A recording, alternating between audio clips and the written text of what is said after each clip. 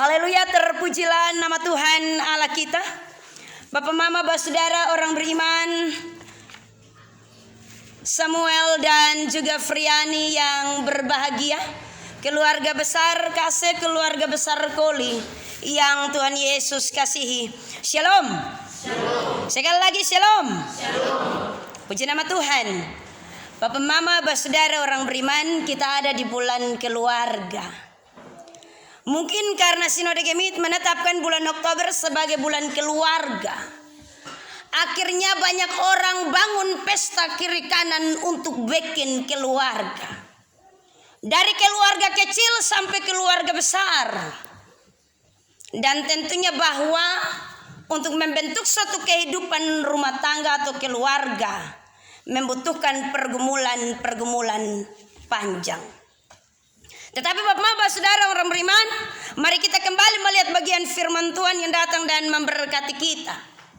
Tentunya membentuk sebuah keluarga diawali dengan ikatan pernikahan. Pernikahan adalah suatu ikatan yang agung, sebagai suatu persekutuan yang sempurna antara dua orang, laki-laki dan perempuan. Kesatuan ini meliputi kesatuan tubuh, kesatuan akal budi, dan juga kesatuan roh. Dalam hal ini dia omong soal seksual, omong soal kehidupan sosial, dan omong soal kehidupan spiritual. Ini merupakan satu kesatuan yang sangat utuh dalam persekutuan jiwa. Berbeda dengan persekutuan hidup yang lain. Kalau persekutuan hidup orang berkeluarga, berumah tangga, persekutuan hidup dalam pernikahan, dia sampai kepada persekutuan jiwa. Tentunya juga bahwa dalam persekutuan ini diawali dengan komitmen, janji timbal balik, janji yang tersirat dari sejak semula dalam konsep. Kata firman Tuhan Kejadian, pasal yang kedua ayat yang ke-24. Seorang laki-laki akan meninggalkan ayah dan ibunya dan bersatu dengan istrinya, dan keduanya menjadi satu daging. Diawali dari konsep itu, meninggalkan ayah dan ibu, meninggalkan keluarga untuk menjadi satu dengan istrinya, dan keduanya menjadi satu daging. Tetapi tentunya bahwa dalam hal ini Allah saja yang menjadi saksi. Allah yang menjadi saksi atas perjanjian pernikahan antara laki-laki dan perempuan. Karena itu kata Meleaki pasal yang kedua ayatnya yang ke-14, sebab Tuhan telah menjadi saksi antara engkau dan istri mudamu.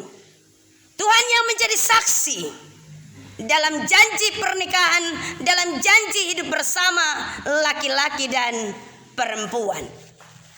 Bapak Mama, Saudara orang beriman, Samuel dan juga Friani yang berbahagia. Tentunya bahwa janji pernikahan beda dengan janji orang berpacaran. Kalau janji orang berpacaran itu cinta monyet. Ini hari dia tergantung di pohon satu, besok dia tergantung di pohon lain. Ini hari kalau dia lihat dia pun nona sudah cantik, dia bisa cari nona lain. Ini hari kalau dia suka dan dia pun nona, besok dia akan cari nona lain. Bahkan dia sampai kepada kata besok move on. Move on itu berarti melupakan. Berbeda dengan janji pernikahan. Janji pernikahan adalah ikatan janji seumur hidup antara laki-laki dan perempuan. Itu berarti bahwa tidak ada kata bosan di sana. Setiap hari kau hanya akan lihat dia pun muka. Setiap hari kita akan dengar saja dia pun celoteh. Setiap hari kita hanya akan lihat dia pun model yang begitu. Walaupun dia sonto mandi juga kau bilang beta suka lihat yang itu. Walaupun dia ada dolek minta ampun juga kau bilang beta suka yang itu. Walaupun dia bawa lompor sawah juga kau bilang tetap beta suka lihat yang itu. Walaupun hari-hari dia harus babunyi dengan mesin mall, kotong tetap bilang beta su bilang yang itu. Berarti bahwa ini persekutuan tanpa ada rasa bosan, ikatan tanpa ada kata bosan. So dia akan pernah bosan walaupun bini pun cerewet dalam rumah. Begitu masuk keluar rumah di mulutnya tot tot tot tot tot tot. Begitu dengar sapa pun burung beo, Bapak Samuel pun burung beo. Katong so dia akan pernah bosan. Begitu dengar itu sapa pun burung beo, Bapak Ceri pun burung beo. Weh pantas kok kali bom cet. Sana ada lawan. Katong so dia akan pernah bosan. Karena janji pernikahan tanpa ada kata move on tentulah bahwa tidak mudah. Karena ini merupakan suatu janji hidup bersama, kata firman Tuhan dalam Injil Matius, sampai dengan maut memisahkan. Sampai dengan maut memisahkan berarti bahwa tidak ada orang ketiga yang memisahkan, tidak ada keluarga yang memisahkan, tidak ada keinginan kita untuk memisahkan. Karena tentunya bahwa menikah bukan karena keinginan, tetapi menikah adalah hakikat Allah. Sehingga setiap orang, laki-laki dan perempuan, diwajibkan untuk sampai ke sana. Suatu proses yang kita akan lihat tiap-tiap hari. Berdampingan dan berhadapan dengan pasangan kita. Berbagi kehidupan dan berbagi perbedaan. Dan mau tidak mau, suka tidak suka, kita harus berupaya untuk memadukan perbedaan-perbedaan itu menjadi suatu kesatuan yang indah. Bapak Maba, saudara orang beriman, Samuel dan juga Friani yang berbahagia. Tentunya apa yang saya sampaikan tadi merupakan suatu pergumulan bagi pasangan yang menikah. Terkadang perbedaan-perbedaan bisa menjadi pemicu bagi keharmonisan kehidupan suami istri. Menjadi pemicu. Dia seperti pisau bermata dua. Jadi kalau sonde ikut juga tetap kena potong, ikut juga tetap kena potong. Mau menjalani juga tetap kena potong. Sonde menjalani pun tetap kotong akan rasa dia pun tajam. Perbedaan ini tentunya disebabkan oleh ego masing-masing. Ketika ada di antara kita yang mempertahankan ego masing-masing, maka akan membawa keretakan dalam kehidupan rumah tangga. Tentunya bahwa semua orang sudah berharap yang demikian. Tetapi ingat baik bahwa karena ego saja, kemudian kita akan membawa kepada suatu kehidupan keretakan dalam rumah tangga. Bapak Maba, saudara orang beriman, Samuel dan juga Friani yang berbahagia hari ini. Ini hari dan dua kesetunjuk bagaimana cara melayani. Ini Samuel suka ringat minta ampun. Metua duduk ke kipas. Tadi coba Bapak saksi bantu ke ame satu kipas besar satu. Ini hari dong puber melayani. Hari-hari lain cuma tuh bilang biar kau lupa pelaba panas di situ, babusa di situ. Ini hari tentunya bahwa kita melihat suatu keadaan yang berbeda. Tentunya bahwa ego harus ditinggalkan. Karena itu tiap pasangan harus dapat lebih bijak dalam menyikapi perbedaan-perbedaan. Dan kuncinya adalah komunikasi. Karena ada beberapa hal yang mendasar tentunya. Dan untuk terhindar dari ego mempertahankan perbedaan-perbedaan. Bapak Maba, saudara orang beriman, Samuel dan juga Friani yang berbahagia. Yang pertama yang saya mau bagikan, ini ada sekitar 9 kok. Beta lihat jam, karena kalau Bapak saksi dong lihat di mata miring ini, pendeta juga tersiksa di atas mimbar. Yang pertama, tentunya bahwa kemarin kotong dalam penggembalaan ada salah satu poin yang disampaikan oleh salah seorang saksi rohani. Hal yang pertama adalah saling menerima. Saling menerima. Kita menikah karena kita memiliki kekurangan untuk dilengkapi. Kita menikah bukan karena kita memiliki kelebihan. Kita menikah karena kita memiliki kekurangan. Allah menjadikan laki-laki dan perempuan sebagai penolong yang sepadan. Karena tentunya bahwa Allah melihat Adam memiliki kekurangan sebagai perempuan dan Hawa juga memiliki kekurangan sebagai laki-laki. Kedua-duanya tidak dapat menolong dirinya sendiri, terkecuali kalau kedua-duanya disatukan, maka ada dalam satu keutuhan dan mereka dapat saling menolong satu dengan yang lain. Saling menerima dalam pernikahan berarti bahwa kita juga berani untuk menerima kekurangan. Bukan hanya ketika kita melihat dia pun kelebihan, berani untuk kemudian menyanjung kelebihan dan tanpa melihat bahwa ada kekurangan yang kemudian menepis semua kelebihan. Harus berani menerima ini. Saling menerima dalam hal ini menerima kehidupan masa lalu, kehidupan masa kini dan kehidupan masa yang akan datang. menerima dalam untung dan malang, dalam sehat dan sakit, dalam kemelaratan dan kemiskinan, dalam segala keadaan. Bukan nanti kalau setelah menikah, ketika kita punya banyak harta dan bergelimangan berbagai-bagai hal, kemudian bini bilang, "Bang, ada uang abang disayang, ada uang beta tandang."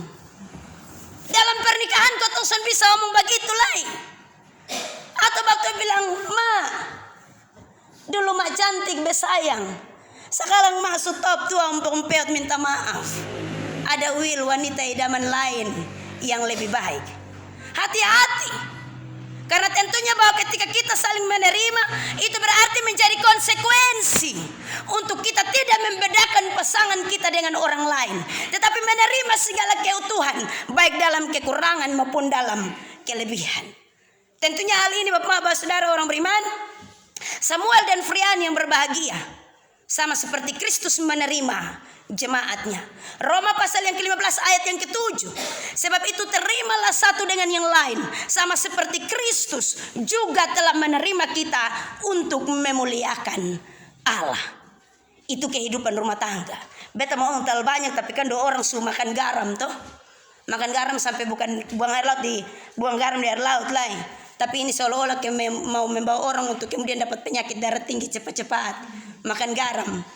Yang kedua, untuk sampai kepada kita untuk tidak mempertahankan ego masing-masing, berupaya untuk saling mendengar. Mendengar adalah cara berkomunikasi yang baik. Dengar baik-baik, mendengar adalah cara komunikasi yang baik. Jangan sampai kemudian kotong belum omong habis potong-potong. Biasanya mama-mama itu jago di situ. Bapak baru sampai dengan kata ma, dia bilang, "Telu mau bikin apa? Tapi begini. Jadi Bapak bilang, "Wih, bifelo infevan meninu." Oh, menyerah. Jangan potong pasangan pembicaraan sebelum dia selesai. Tetapi juga dalam hal berkomunikasi, jangan seperti anjing rampas tulang. Saya mau dengar yang mana, Bapak kok mama yang ngomong.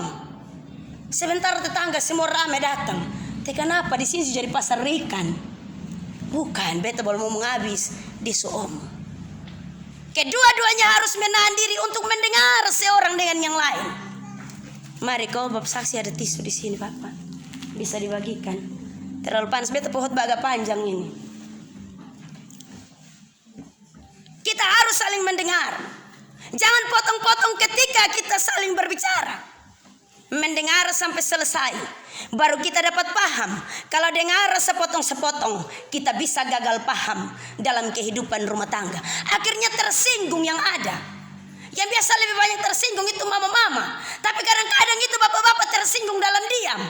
Bapak terus kas keluar tisu.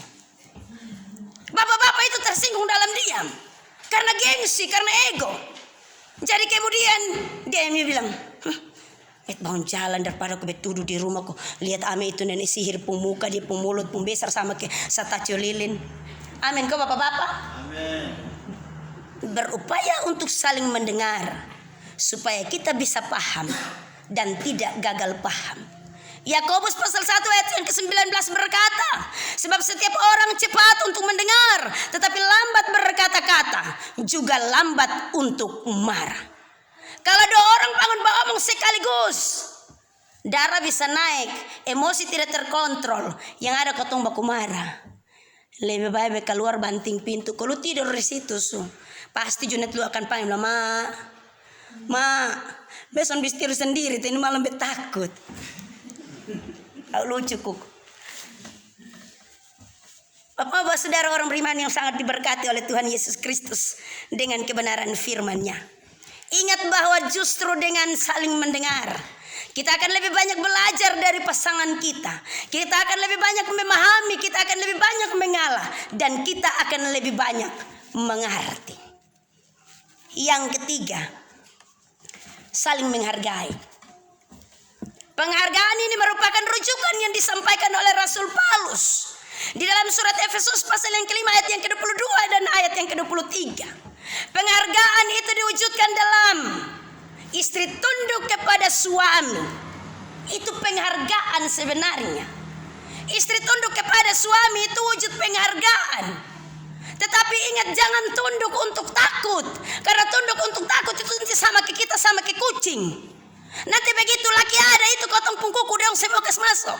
Begitu laki sana ada kuku dong semua kas keluar, cakar tajam minta ampun. Tunduk, jangan sampai tunduk karena rasa takut. Karena suami adalah kepala. Tetapi tentunya bahwa dalam hal ini suami bukan atasan dan kita bawahan. Kedua-duanya mendapatkan tempat yang sejajar. Bukan tunduk karena takut, tetapi tunduk karena penghargaan. Bukan tunduk juga untuk tanduk. Ada bini-bini bapak mama yang tunduk untuk tanduk.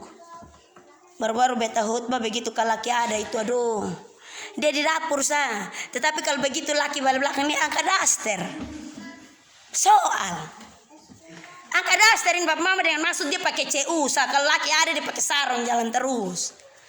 Tapi kalau laki sana ada dia bikin lain. Tunduk bukan untuk tanduk. Tunduk dalam hal ini sebagai wujud ketaatan seorang perempuan yang takut akan Tuhan, wujud ketaatan kepada Kristus. Dan ini merupakan kekuatan seorang perempuan. Kekuatan itu ada di dalam Kristus. Dan ini adalah alasan seorang perempuan tunduk kepada suami. Seorang istri bersikap hormat dan tunduk kepada suami. Tunduk hanya karena rasa hormat. Tunduk hanya karena memberi penghargaan. Tetapi ingat baik bahwa penghargaan itu bukan hanya datang dari istri. Karena itu suami jangan sampai menuntut. Bilang ingat firman Tuhan bilang tunduk, kasih penghargaan untuk suami. Harus berimbang seorang dengan yang lain. Karena itu firman Tuhan ini dilanjutkan. Tetapi juga hai suami, kasihilah istrimu. Kasihilah istrimu. Kasih mengasihi berarti ini merupakan perintah. Ini merupakan perintah. Kalau perintah berarti wajib. Supaya dalam tunduk dan dalam kasih menjadi seimbang. Kualitas suami yang mengasihi istri harus mencerminkan kepada kasih Kristus. Yaitu dapat menempatkan diri dan juga rendah hati. Sama seperti Kristus. Yang keempat, bersikap terbuka. Bersikap terbuka artinya bahwa kehidupan rumah tangga ini bukan lagi menjadi rahasia bagi dua orang. Jangan ada dusta di antara kita. Jangan ada rahasia di antara kita. Hidup suami istri tidak ada rahasia. Tidak ada yang ditutup-tutupi. Terbuka tetapi bukan berarti buka-bukaan. Terbuka tetapi bukan berarti buka-bukaan. Terbuka berarti bahwa kita terbuka dengan pasangan kita sebagai orang yang tepat. Jangan merahasiakan segala sesuatu. Kata firman Tuhan Kejadian mereka berdua telanjang. Ketelanjangan itu menunjukkan tidak ada lagi rahasia antara suami dan istri. Jangan dompet judi rahasiakan. Jangan sampai tabungan judi dirahasiakan, uang lebih judi dirahasiakan, akhirnya will juga dirahasiakan. Hati-hati. Sekarang ini semua orang pegang ini HP yang besar sama kayak papan tulis satu gereja. Dan dalam ini HP ini bisa timbul hal yang baik dan sonde baik. Bapak-bapak itu kadang-kadang dia pun rahasia dia isi di HP. Kalau mama sentuh dia pun pin selamat. Syukur-syukur yang tahu pin. Biasanya kalau di Facebook itu semua orang dapat lihat. Itu status dong, itu semua orang lihat karena media sosial tuh. Tetapi kalau dia sudah yang berpribadi sampai di inbox, WhatsApp, itu berpribadi, hati-hati. Mama Yani biasa bongkar-bongkar bab mual pu HP ko. Bongkar sama mama, tetap mama hati-hati. Dia pun kata sandi non terlalu banyak. Jangan simpan rahasia. Tetapi ada keterbukaan dalam ketelanjangan sebagai laki-laki dan perempuan yang dipersekutukan dalam kekudusan pernikahan. Tetapi jangan buka-bukaan juga. Yang buka-bukaan itu persoalan dalam rumah tangga. Kotong lari pi bapak saksi dong. Kotong lari pergi di tetangga orang ketiga. Kita lari pergi di mantan. Akhirnya yang saya bilang CLBK, kalau lari pergi mantan itu curhat-curhat rasa aman, rasa nyaman. Jadi bilang kayaknya lebih enak kayak kak bercurhat dengan adek. Kenapa kak? Kayak nyaman sah. Hai teman tuh di rumah karena itu cinta.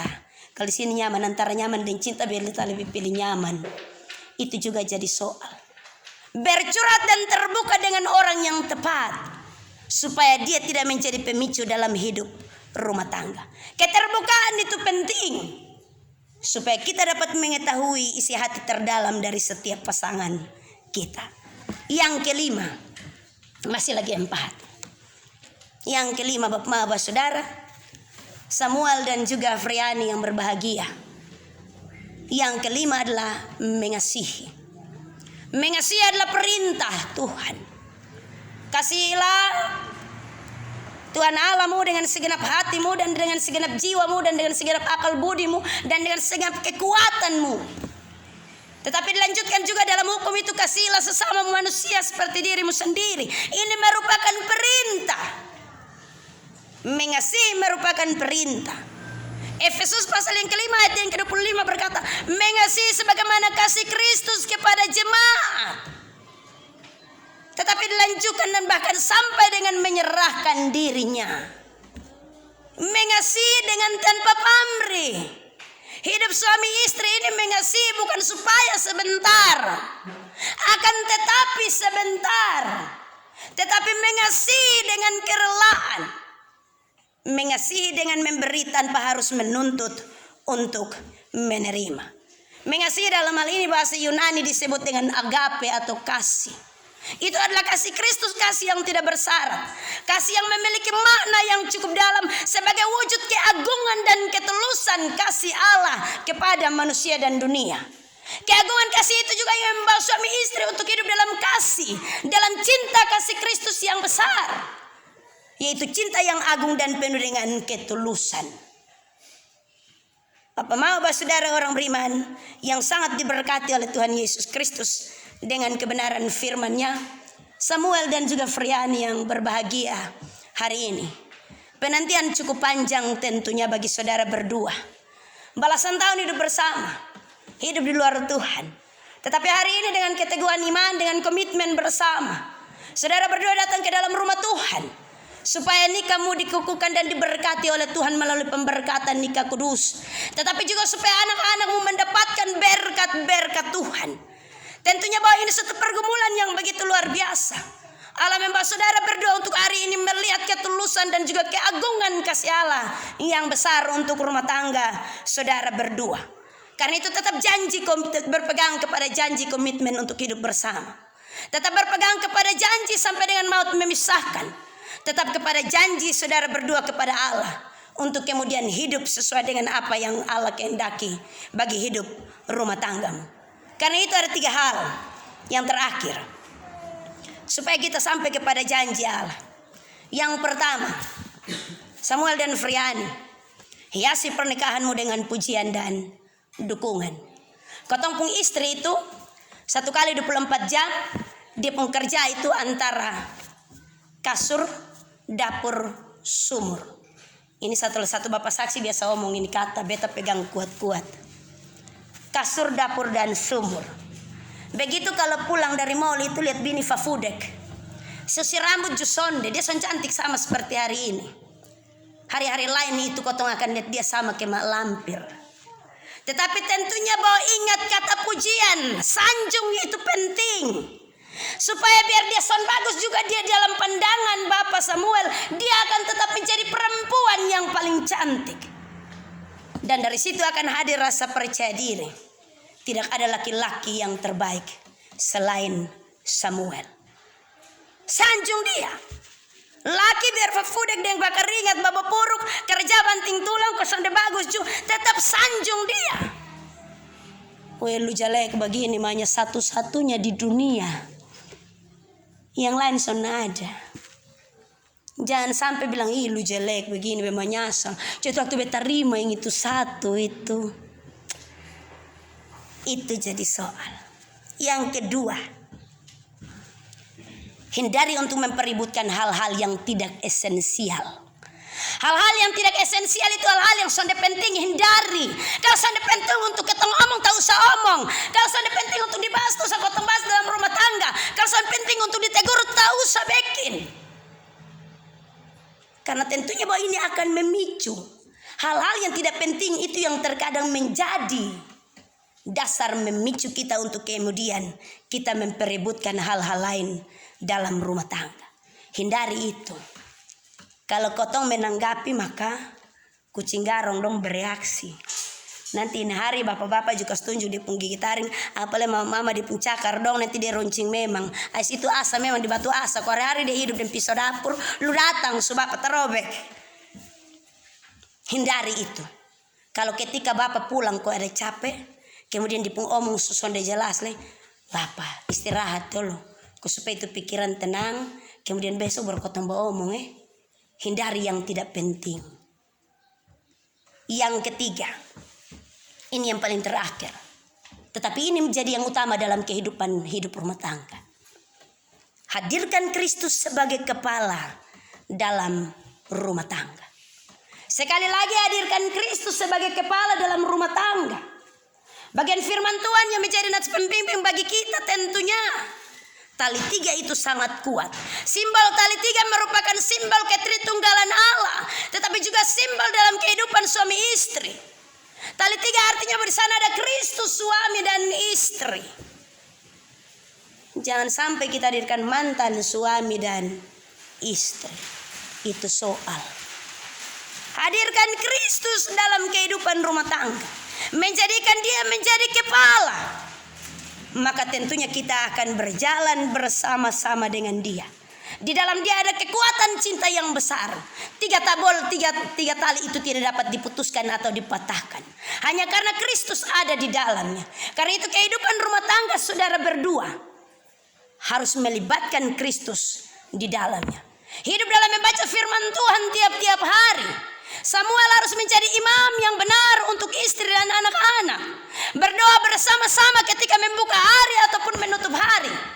Jangan sampai begitu bangun bapak urus kopi duluan dengan sopi. Kopi dengan rokok. Jadi begitu tarik, bapak kata baru ada, tunggu dulu ini, belum habis ini. Weh, kopi masih enak bapak . Kira-kira kopi itu yang enak itu di gula atau di kopi? Hati-hati. Melakukan segala sesuatu dengan menghadirkan Tuhan, maka diberkatilah engkau di ladangmu, diberkatilah buah kandunganmu, diberkatilah anak-anakmu, diberkatilah keluar masuk. Janji Tuhan, dia akan memberkati kita menjadi kehidupan keluarga yang harmonis. Bapak maba saudara orang beriman, Samuel dan juga Friani yang berbahagia, hari ini bukan hanya berkat atas rumah tangga, tetapi hari ini juga ada berkat untuk anak-anak. 3 orang anak dibawa ke dalam rumah Tuhan, untuk kemudian mereka diserahkan kepada Tuhan, supaya mereka mendapatkan materai kepemilikan Allah melalui sakramen baptisan kudus. Orang tua dan saksi mendampingi hari ini. Saksi-saksi iman memiliki tanggung jawab rohani, tetapi juga terus membimbing, mendidik bersama-sama dengan orang tua kandung dalam pengenalan takut akan Tuhan.